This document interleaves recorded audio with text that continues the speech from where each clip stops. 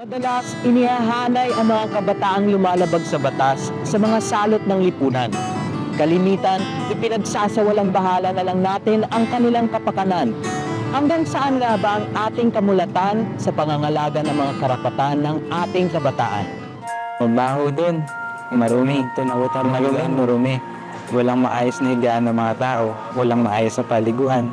Walang maayos na kain. Dito na lang yung tuyo. Malungkot na lungkot ako kasi first time ko dun. Iyak ako nang iyak. Saka nakakatakot yung mga tao dun. Isang bangungot ang naging karanasan ni June sa Bagong Buhay Rehabilitation Center o BBRC. Ang detention center ang naging tahanan niya sa loob ng 2 buwan nang mahatulan siya ng 24 hanggang 44 na taong pagkabilanggo sa 3 kaso ng pagpatay. Dahil sa inis, nagdilim ang paningin ni June at napatay ang 3 niyang mas nakababatang pinsan. 13 taong gulang siya noon. Puno ng pagsisisi, ayaw na niyang balikan pa ang nangyari. Nang magbukas ang Operation Second Chance, isang rehabilitation facility para sa mga batang lumabag sa batas, isa si June sa mga unang dinala dito. Masayang-masaya ako nung maitayo itong Operation Second Chance. Dahil dito, bago yung buhay namin. Magkapausap sa among kinabuhi. Parang bahay na rin kung ituring ng mga bata ang sentro. Nakakakain sila ng maayos at malayang nakakapaglaro pagkatapos ng kani-kanilang mga gawain. We always say this, we are here to protect the rights of the child and that they can enjoy their childhood, know that they are loved, that we welcome them and that we care for them and protect them. Pikinsala? Ito ang matagal nang hinahanap-hanap na pag-aaruga ni Christine. Kailanman, hindi daw niya naramdaman na ang kalinga mula sa kinilala niyang magulang. Bata pa lang ako ba? I felt being abandoned by my parents, ganun. So, parang alayo ko sa kanila. Kasi wala kasi nang pakialam sa akin. Tayo, kunyari, may kahalaga. Laking Maynila si Christine. 12 taong gulang siya nang malaman niya na siya'y ampon. Panay pagmamaltrato at pang-aabuso daw ang natatanggap niya mula sa kinilala niyang mga magulang. Galit talagang naramdaman ko ni Parang. Galit ako sa parents ko, gawin ko. Kasi iniisip ko dati na kundi dahil sa kanila, hindi ako nagkakaganito. Wala na akong tiwala sa ibang tao ba. Dahil na rin sa mga ginawa nila sa akin ng ibang tao. Kaya nahirapan ako ma-recover. Ganun. It's hard for me to move on. Okay. Pasensya na ha. Naglaya si Christine at sumama sa mga barkada sa Cebu. Hindi niya alam na isa palang sindikato ang nasamahan niya. Ginagamit sila para magnakaw at minsan para magtulak ng droga. Nahuli siyang nagnanakaw. Dito siya unang dinala sa Operation Second Chance. Pinagsisihan ko yung ginawa ko kasi labag sa batas, ganun. Pero hindi ko pinagsisihan na napunta ako dito. Kasi yung sa akin, bata lang, naniniwala ko na pagkatapos dito, pag nakalabas na ako, pwede na ako makapagsimula ulit, ganun. Ito rin ang nararamdaman ni June. Malaki daw ang naitulong ng Operation Second Chance sa kanilang pagbabagong buhay. Dati tahimik lang talaga ako kasi wala akong kaibigan. At saka lahat sila takot lumapit sa akin. Pero nang ma-assign ako sa kitchen, doon ako nag-umpisa makikipag-usap sa iba. Tinuruan din kami ng mabuting pag-uugali para madala namin hanggang sa paglabas namin. Bumalik ulit yung tiwala ko sa ibang tao. Ganun parang pinaparamdam nila sa akin na may halaga pa pala ako yun. Hindi ko na-expect na nagmamahal pa rin sa akin. Na iniisip nila yung makabuti para sa akin.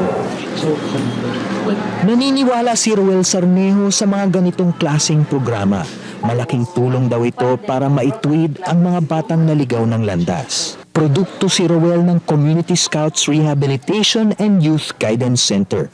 Dito dinadala ang mga batang may mga minor offense tulad ng pagsusugal sa kalsada at pagra-rugby. Continuous yung pag-aaral namin. Dito na ako tumira.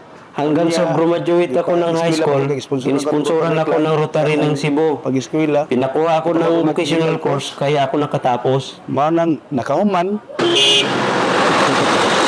Mula sa isang batang lumalabag sa batas, isa na siya ngayon sa mga tagapagpatupad nito. Traffic enforcer si Roel. Abala din siya bilang isang lay minister ng kanilang parokya. Nag-volunteer din siya sa community scouts. Tuwing may nakikitang mga batang nagra-rugby, nilalapitan ni Roel ang mga ito at kinakausap. Ang nangyayari kasi, kapag nakakita tayo ng mga batang nagra-rugby, sasabihin agad natin, itong mga batang to, magiging magnanakaw to paglaki. Mas maganda sana kung yung mga nakakakita, tutulungan nila yung mga bata, kausapin nila.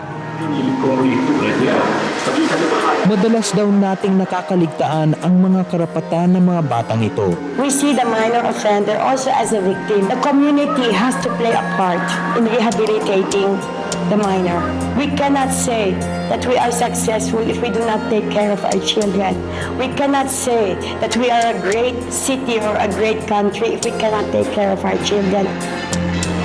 Marso nitong taon na ipasa ang Republic Act 9344 o ang Juvenile Justice Act of 2006.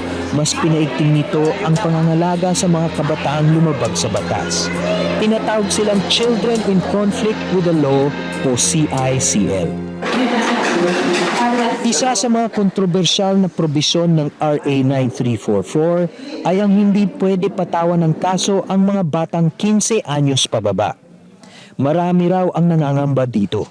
Ang pwede rin mangyari dyan, ang mga adult, yung criminals ba, they will use the children now. Halimbawa again, may minor dito na mali-release. Saan siya pupunta? Kung wala siyang pamilya, kung ibabalik siya doon sa pinanggalingan niya, mangyayari lang naman yung nangyari nung araw, no? Huwag kang mahiya kasi kami kaibigan. Pero ayon sa Juvenile Justice Welfare Council, hindi naman basta-basta na lang hahayaan ang isang batang nagkasala.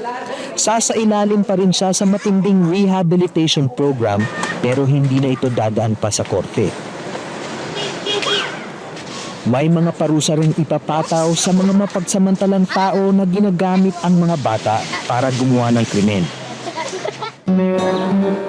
Dahil 13 taong gulang pa lamang si June nung siya'y nakapatay, maaari pa daw mapababa ang kanyang sentensya. Umapela ang kanyang kampo sa korte. Hanggang ngayon ay hinihintay pa rin nila kung ano man ang magiging desisyon nito. Si Christine ay nakalaya na nitong buwan lang. Nasa piling na siya ngayon ng isang grupo ng mga madre sa Cebu. Sa susunod na taon, mag-aaral na ulit siya. Gaano man kabigat ang kasalanan ng isang bata, nananatili ang katotohanang responsibilidad nating lahat na bantayan at pangalagaan ang kanilang mga karapatan. Sa huli, sila pa rin ang pag-asa ng ating bayan.